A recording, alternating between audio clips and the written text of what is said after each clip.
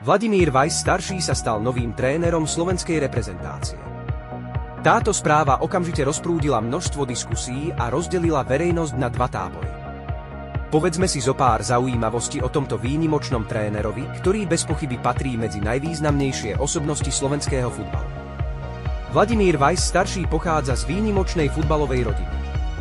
Meno Vladimír Weiss nosia totiž už 3 generácie reprezentantov.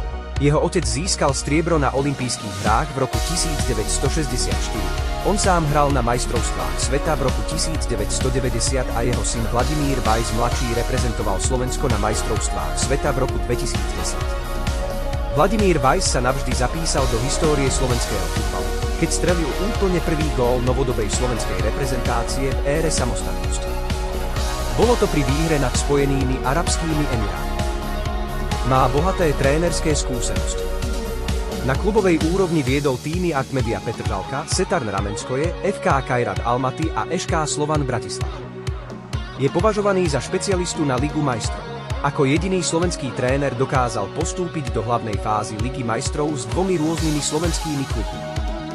Najskôr v roku 2005 s Artmediou Petržalka a neskôr so Slovanom Bratislava. Ako reprezentačný tréner pôsobil aj na lavičke Slovenska.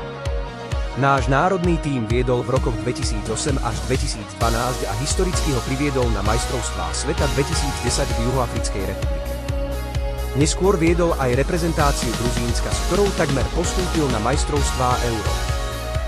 Vladimír Weiss starší je známy svojou impulzívnou povahou. Dokáže svoj tím hnať k emotívnym výkonom, no v zákulisí je často až príliš búrlivý a impulzívny. Na druhej strane sa na tlačových konferenciách neraz úprimne rozplače od dojatia či hrdosti. Čo si myslíš ty?